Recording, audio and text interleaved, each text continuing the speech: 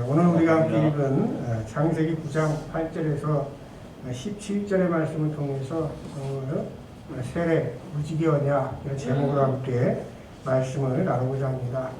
우리가 지난 연말부터 이어진 비대면 예배를 끝내고 올해 우리가 처음으로 대면 예배를 드리게 되었습니다.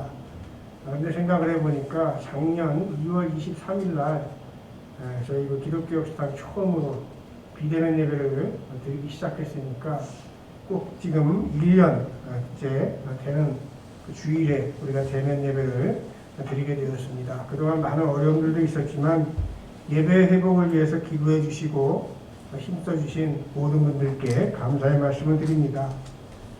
코로나19는 마치 인류가 악행의 악행을 거듭해서 땅이 무법천지가 되어서 하나님께서 땅 위에 사람 지으신 것을 후회하시고 탄식하시면서 홍수로 세상을 심판하시는 것과도 같은 그러한 경험이었습니다. 그러나 기적처럼 홍수가 그치고 노아가 방주에서 나와 하나님 앞에 제단을 쌓고 제사를 드린 다음에 하나님과 무지개 언약을 맺듯이 오늘 우리도 이제 코로나19라고 하는 엄중한 시기 속에서 비대면 예배 드리는 것을 마치고 대면 예배를 드리고 있습니다. 오늘 이 시간 하나님께서 노아와 맺으셨던 무지개 언약을 우리와도 맺어주시기를 소망합니다. 희망의 빛을 간절히 기다리는 이때 우리 교회는 사순절, 주님의 고난을 묵상하는 사순절기를 맞이했습니다. 그리고 하나님께서는 우리에게 성서일과로 창세기 9장 8절에서 17절의 말씀을 주셨습니다. 저는 성서일과를 묵상을 하면서 우연의 일치치고는 너무 귀한 말씀이다 이렇게 생각을 했습니다.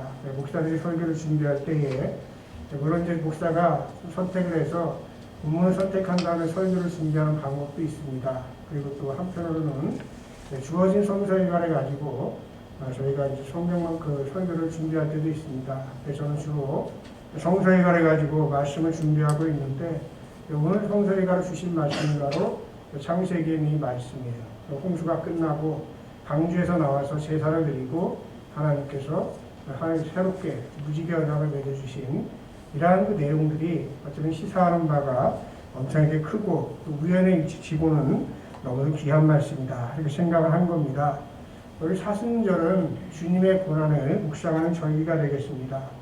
왜 우리 예수님께서 고난을 당하셨는가? 우리는 잘 압니다. 바로 예수님께서 고난당하신 이유는 우리의 죄 때문에 예수님께서 고난을 당하신 것이죠. 이 죄라고 하는 것이 여러분들 무엇입니까? 하나님의 아들이신 예수 그리스도조차도 피할 수 없는 고난을 가져오는 것이 바로 죄라고 하는 것이에요. 죄의 영향력이라고 하는 것이 더욱 크다 하는 것이고, 그리고 또 이 사순절이 의미하는 바는 이 죄, 그 너머에 있는 하나님의 사랑을 발견하는 절기가 바로 사순절기가 되겠습니다. 그래서 우리는 죄에 대해서 묵상할 때에 우리가 개인적으로 내가 어떤 잘못을 하나님 앞에 했는가 하는 것도 우리가 살펴봐야 되지만 또 한편으로는 사회 구조적인 죄와 공동체의 죄에 대해서도 살펴보아야 하는 것입니다. 우리 코로나19라고 하는 것이 개인의 욕심도 거기에는 포함되어 있겠죠. 그리고 또 거기에는 개인의 욕심을 넘어선 사회 구조적인 문제가 복합적으로 작용되면서 이러한 그 질병이 우리에게 창궐하게 되었다라고 하는 것을 우리는 기억할 필요가 있겠습니다. 자, 오늘 우리에게 주신 성서일과는 이렇습니다. 우리는 오늘 창세기 말씀만 읽었는데 성서일과는 4가지 본문을 주어지고 있습니다. 첫 번째는 구약의 본문이고, 두 번째는 시가서의 본문, 세 번째는 서신서, 네 번째는 복음서. 그래서 그 중에서 이제 하나를 선택해서 나머지 그 성서일과의 본문을 축약해가지고 상징하는 바가 무엇이고 전하고자 하는 것이 무엇인가 하는 것들을 우리가 이제 말씀을 준비하게 되는 것이죠. 먼저 우리가 구약의 말씀은 우리가 함께 말씀을 읽은 대로 노아 방주를 통해서 홍수의 심판을 벗어난 노아의 가족들이 하나님께 제단을 쌓고 예배한 후에 하나님과 무지개 언약을 맺는 그런 내용을 우리가 읽었습니다. 그리고 시가서의 말씀 시편 25편 1절에서 10절의 말씀은 다윗의 시예요. 다윗의 시인데 언제 쓴 시냐? 고난 속에서 하나님의 인도와 도움을 구하는 기도가 되겠습니다. 고난의 때를 살아가던 다윗이 기도를 드렸던 그 그 기도를 우리도 똑같이 드릴 수밖에 없는 그러한 상황 우리가 살아가고 있죠. 그리고 서신서의 말씀 베드로전서 3장 18절에서 22절의 말씀은 예수 그리스도께서 고난 끝에 십자가의 죽음을 당하셨다 하는 것을 밝히면서 그 의미를 밝히고 있습니다. 그 의미를 밝히면서 노아의 방주에 관한 그러한 이야기를 하고 또 물에서 또 구원받은 사건을 세례하고 연결을 시키고 있어요.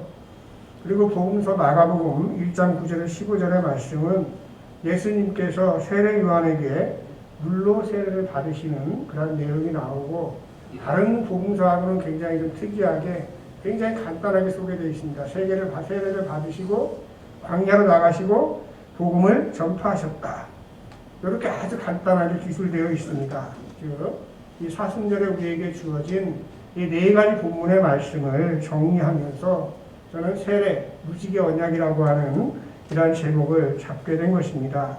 모든 우리가 성서에관을 다 읽지는 못했지만 각 본문의 중심 내용을 살펴봄으로써 우리가 세례, 그것을 받음으로 인해서 무지개 언약 속에서 살아가는 그리스도인의 삶의 방식에 대해서 우리가 생각해 볼 수가 있는 것이죠. 그래서 저는 그리스도인들의 삶의 방식, 즉 무지개 언약 속에서 살아가는 그리스도인들의 삶의 방식 세 가지를 오늘 여러분들과 나누고자 합니다. 먼저 노아의 홍수와 무지개 언약이 주는 의미부터 살펴보도록 하겠습니다.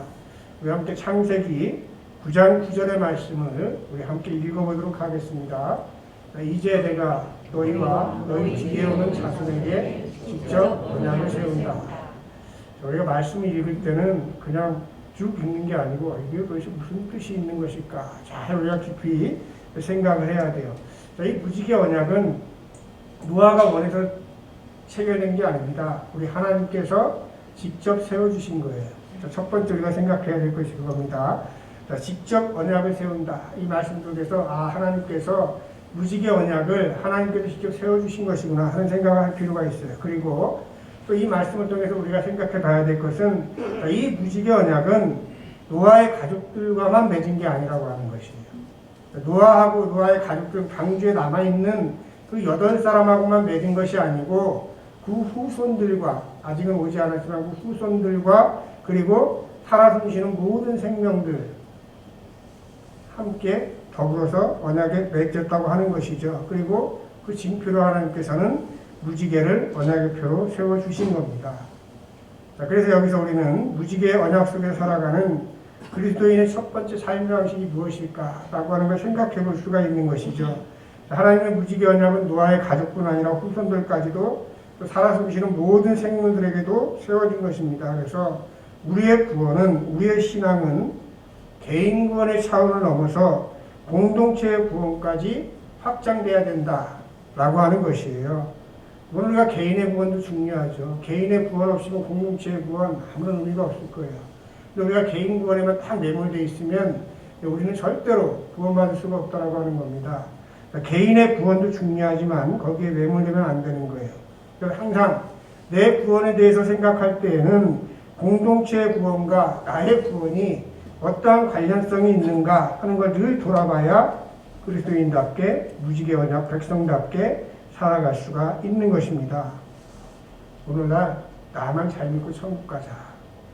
이런 것도 이기적인 생각을 가지고 있는 그리스도인이 굉장히 많습니다. 그것이 확장돼가지고 이제 개교회주의가 또 판을 치고 있어요. 우리가 이웃사랑을 실천하기 위해서 대다수의 교회가 방역수칙을 지키면서 비대면 예배를 드려왔습니다마는 그때 대면교회를 고집하던 교회들이 있었죠. 그 교회들이 무슨 교회들은 다 개교회주의에 빠진 교회들이에요. 다른 교회는 어찌됐든 말든 우리 교회만 예배의 감격을 누리면 된다. 이렇게 생각을 하는 거죠. 자, 그 결과는 여러분들 어떻게 나타났습니까? 교회의 신뢰도가 땅에 떨어졌어요. 그리스도인과 교회의 신뢰도가 땅에 떨어졌다고 하는 것은 하나님의 이름도 더럽혀졌다. 그걸 의미하는 것이겠죠. 자, 그래서 우리는 하나님의 이름을 다시 높여드리기 위해서는 우리의 신앙이 개인 구원의 차원을 넘어서 공동체 구원까지 확장되는 삶을 살아가야 된다라고 하는 것을 기억하시기 바랍니다. 이게 너무 어렵다 이렇게 여러분들 생각하지 마시기 바랍니다. 좀 더 쉽게 이야기하면 이런 거예요. 나의 구원은 곧 이웃의 구원과 깊은 관련이 있고 그 이웃이라고 하는 것은 사람만 포함되는 것이 아니라 숨쉬는 살아있는 모든 삼라만상이 다 이웃이다. 이렇게 여러분들이 생각하시면 되겠습니다. 조금 더 간단하게 말씀을 드리면 무지개 언약 속에서 살아가는 사람들의 삶의 방식 첫 번째는 이웃 사랑인 거예요. 이웃을 사랑하는 것이 바로 우리가 무지개 언약 백성으로 살아가는 첫 번째 삶의 방식이다 하는 것을 여러분들 늘 기억하시기 바랍니다. 그런 연장선상에서 우리도 함께 모여서 예배 드리는 것이 여러분들 우리도 좋죠. 근데 우리가 그렇지만 예배 못 드리는 그 아픔을 감내했어요. 왜 그랬습니까? 이웃을 배려하고 사랑하는 마음 때문에 우리는 속히 모여가지고 예배를 드리고 싶었지만 참아온 거예요. 여러분들 그런 과정도 있다고 하는 것, 또 그런 깊은 의미가 있다고 하는 것을 여러분들이 기억하시고 비대면 예배 기간 동안에 우리가 함께 모이지 못해서 마음이 아팠고 그리고 또 여러 가지 어려운 문제들도 있었지만 그것이 바로 이웃사랑을 실천하는 아주 귀한 일이었다라고 하는 것을 여러분들 기억하시기 바랍니다. 그리고 이제 무지개 언약 속에서 살아가는 그리스도인들의 두 번째 삶의 방식에 대해서 말씀을 드리겠습니다. 이것은 시편의 말씀을 통해서 알 수가 있어요. 다윗이 겪는 그런 어려움은 아마 우리가 지금 코로나19 상황에서 겪는 그런 어려움과 크게 다르지 않았던 것 같습니다. 오죽하면 그 기도하면서 이런 기도를 해요. 원수들이 수치를 당하게 해주십시오. 원수를 사랑하라. 우리는 거기 많이 익숙해 있잖아요. 근데 얼마나 힘이 들면 원수들이 수치를 당하게 해주십시오. 이렇게 기도를 할까요? 굉장히 힘든 거죠. 자, 시편 25편 3절의 말씀을 우리 여러분들 함께 읽어보도록 하겠습니다. 주님을 기다리는 사람은 수치를 당할 리 없지만 함부로 속이는 자는 수치를 당하고야 말 것입니다. 자, 여기서 주님을 기다리는 사람은 누구예요? 다윗이에요. 다윗의 시니까. 그리고 함부로 속이는 자는 누구겠습니까? 다윗을 해치려고 하는 원수가 되겠죠. 그런데 하나님께서는 이 말씀을 보니까 그런 이야기를 하고 있습니다. 하나님께서는 기다리는 사람들에게 올바른 길을 가르쳐 주신다. 이렇게 그 말씀을 하고 있는 것이죠. 그래서 우리가 무지개 언약 속에서 살아가는 사람들이다라고 했을 때 우리는 주님을 기다리는 삶을 살아가야 된다라고 하는 것입니다. 여러분들 기다린다라고 하는 것이 여러분들 무슨 의미가 있습니까? 기다린다고 하는 것은 희망이에요. 그러니까 뭔가를 기다리고 기대하고 소망한다고 하는 것, 그것은 아무리 어렵고 힘든 상황 속에서도 절망하지 않는다 이런 뜻을 가지고 있거든요. 또 어떤 상황 속에서 절망하지 않는다라고 하는 것은 그 희망적인 생각을 가지고 살아간다. 그러니까 이런 의미를 우리가 내포하고 있는 겁니다. 절망하는 사람들은 여러분들이 기다리지 않아요. 희망도 없습니다. 그런데 아주 중요한 말씀이 있어요. 우리가 이제 다음에 이어지는 말씀인데 기다리는 사람이 누구냐라고 하는 것을 시편에서는 분명하게 이야기를 하고 있습니다. 그것은 바로 겸손한 사람들이라고 하는 것이죠. 하나님께서는 이 겸손한 사람들에게 올바른 길을 가르쳐 주시겠다. 이렇게 말씀을 하고 있습니다. 9절의 말씀 우리가 함께 읽어보겠습니다. 겸손한 사람을 공의로 인도하시며 겸비한 사람들에게는 당신의 뜻을 가르쳐 주신다. 다윗이 고난 중에서 기도를 하니까 기다려라. 기다릴 줄 아는 사람들에게는 그 사람은 어떤 사람들이냐? 겸손한 사람들이고 겸비한 사람들인데 그 사람들을 하나님께서 인도해 주실 것이고 또 당신의 뜻을 가르쳐 주실 것이다. 이렇게 말씀을 하고 있어요. 그래서 우리가 무지개 언약을 우리가 간직하고 살아가는 사람들의 두 번째 삶의 방식은 바로 겸손이다. 이렇게 그 이야기를 할 수가 있습니다. 여기 계신 분들은 늘 겸손한 삶을 살아가셔서 무지개 언약 속에서 살아가시는 귀한 삶을 살아가시기를 주님의 이름으로 축원합니다. 그리고 이제 세 번째로 무지개 언약 속에서 살아가는 그리스도인들의 세 번째 삶의 방식입니다. 결론부터 이야기하면 세례받은 사람답게 살아가는 거예요. 세례받은 사람이 도대체 뭐냐? 세례받은 사람답게 살아가는 것이 뭐냐? 이거 생각을 해야 되겠죠. 그리스도인 되면 우리가 그 징표로 다 세례를 받죠. 물세례를 우리가 받지만 우리가 성령의 세례다. 우리는 이제 그렇게 받아들이고 있습니다.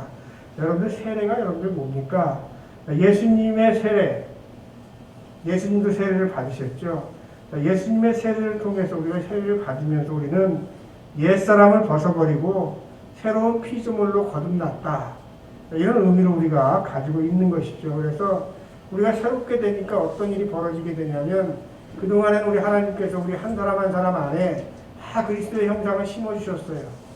하나님께서 우리 안에 계셨단 말이죠. 그런데 우리가 죄를 짓고 살아가다 보니까 하나님이 가리워진 거예요. 자, 그런데 우리가 세례를 받아요. 세례를 받으니까 이제 우리의 죄가 씻어지면서 우리 안에 있는 하나님의 형상, 우리 안에 있는 그 하나님이 드러나게 된다라고 하는 것이죠. 자, 복음서 본문에는 예수님께서 세례를 받으신 후에 하신 일이 있습니다. 마가복음 1장 14절의 말씀 우리 함께 읽어보겠습니다. 하나님의 복음을 선포하셨다. 우리가 세례를 받는다라고 하는 의미는요. 앞에서도 이제 설명드린 거 플러스 해가지고 뭐가 있냐면 우리가 세례를 받는 것은 예수님이 받으셨던 세례에 동참하는 것이다. 이런 의미를 가지고 있어요. 자, 우리 하나님께서 이 세상에 죄가 가득 차니까 뭘로 심판하셨어요? 구약성서에 보니까 홍수로, 좀 물로 심판하신 거죠. 자, 이 홍수로 세상의 죄악을 씻어내셨듯이 이제 우리는 물세례를 통해서 우리는 새롭게 우리의 죄를 씻고 새 생명을 얻게 된 것이죠. 그래서 우리는 세례를 통해서, 이 세례를 통해서 우리는 무지개 언약에 동참을 하게 된 것이죠. 그래서 우리는 무지개 언약 속에서 살아간다. 우리가 이렇게 이야기했을 때 우리의 삶 속에서, 우리의 일상 속에서 세례를 받을 때 우리가 하나님 앞에 서약한 대로 살아가는 것을 의미하는 것이에요. 우리가 세례를 할 때, 그때 우리가 세례를 받으면서 하나님 앞에 약속한 것이 무엇입니까? 그럼 우리의 삶에서 복음대로 살겠습니다. 또 복음을 선포하는 삶을 살겠습니다. 그런 의미가 되겠죠. 예수님께서 세례를 받으신 후에 제일 먼저 하신 일이 광야에 나가서 시험을 받으시고 그리고 나서 광야에 돌아오신 다음에 복음을 선포하셨어요. 그 복음의 내용이 뭔지가 1장 15절에 나와 있죠. 함께 읽어보겠습니다. 때가 찼다. 하나님의 나라가 가까이 왔다. 예비하여라. 복음을 이루라. 예수님이 첫 번째로 세례받고 나서 광야에 나가서 시험 받으신 건 개인적인 차원의 일이에요. 그런데 그리고 나서 돌아오셔서 대사회적으로 이 세상을 향해서 하신 말씀이 뭐냐면 회개하여라. 복음을 믿어라. 자, 이것이 바로 이제 복음의 선포인 것이죠. 자, 때가 찼다. 하나님의 나라가 가까이 왔다. 회개하여라. 복음을 믿어라. 이 말씀을 누구한테 하신 거죠? 네, 그 말씀은 바로 이 세상을 향해서 하신 말씀이에요.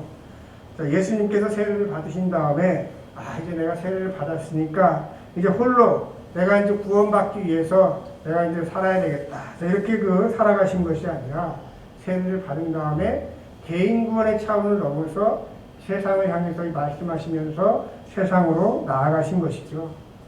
자, 그래서 우리가 세례를 받았다. 무지개 언약 백성이다라고 하는 의미는 뭐냐면 우리도 개인 구원 차원에 머물지 않고 세상의 구원을 위해서 힘쓰는 삶을 살아가야 된다. 자, 이런 의미가 되겠습니다. 바로 그것이 주님의 세례에 동참하는 일이고 무지개 언약 속에서 살아간다 라고 하는 의미가 되겠습니다. 자, 이제 말씀을 정리하겠습니다. 우리 하나님께서는 사랑하는 마음으로 노아와 계약을 맺었습니다. 노아와 그의 가족뿐만 아니라 후손들과 살아 숨쉬는 모든 생물들에게도 무지개 언약을 맺으신 것입니다. 그럼에도 불구하고 사람들은 끊임없이 악한 생각을 하고 또다시 죄를 짓겠죠. 그러나 우리 하나님께서는 무지개 언약을 잊지 않으실 것이다. 우리에게 말씀을 해주시는 겁니다. 왜? 하나님께서 직접 맺어주신 언약이기 때문에 그 하나님께서 맺어주신 무지개 언약은 결코 깨지지 않을 것이다. 이런 희망의 메시지가 거기에는 숨어 있습니다. 여기에 우리 코로나19 시대를 살아가는 우리에게 주시는 희망의 메시지가 있는 것이죠. 비록 우리 인간들이 죄를 지어서 우리가 암흑의 시대를 지금 살아가고 있지만 하나님께서는 반드시 무지개 언약을 기억하시면서 우리들에게 새로운 삶의 새로운 길을 열어주실 것이다 라고 하는 것입니다. 마치 우리가 세례를 받음으로 옛사람을 벗어버리고 새 사람으로 거듭나듯이 하나님께서는 무지개 언약을 통해서 이 암흑한 어두운 시대를 우리가 극복하고 새로운 시대를 살아갈 수 있는 그러한 길을 인도해 주실 것이라고 하는 그러한 믿음을 우리는 가지고 살아가는 것입니다. 사랑하는 하나님께 여러분, 아직도 우리는 위태위태하죠. 그러나 여러분들 기억하시길 바랍니다. 무지개 언약 속에서 살아가는 삶을 우리가 살아가고자 한다면 하나님께서 반드시 우리의 길을 인도해 주실 것이다 라고 하는 것입니다. 그래서 우리가 사순절 첫째 주일에는 무지개 언약으로 살아가는 그리스도인들의 삶의 방식, 그래서 세 가지를 제가 말씀드렸습니다. 첫 번째 뭐였죠? 이웃을 사랑해야 됩니다. 두 번째는 겸손해야 됩니다. 그리고 세 번째는 주님의 세에 동참하는 삶. 이걸 좀 더 쉬운 말로 하면 복음을 전하는 삶이 되겠습니다. 힘내시기 바랍니다. 이제 머지않아서 봄에 피어나는 새싹처럼 우리의 삶도 힘차게 솟아오를 것입니다. 그런데 한 주간 동안 겸손하게 이웃을 사랑하셔서 주님의 세례에 동참하는 삶을 살아가시는 무지개 언약 백성으로 살아가시기를 주님의 이름으로 축원합니다. 우리 함께 말씀을 기억하면서 기도하겠습니다. 사랑의 하나님, 죄로 인해 멸망당할 수밖에 없던 저희들이었지만 무지개 언약으로 예수님의 십자가 사랑으로 세례를 받아 새 사람으로 살아가게 하시니 감사드립니다. 무지개 언약 속에서 살아가는 이들답게 겸손하게 이웃을 사랑하며 주님의 인도하시는 길을 따라 살아가게 하옵소서. 예수님의 이름으로 기도드립니다. 아멘.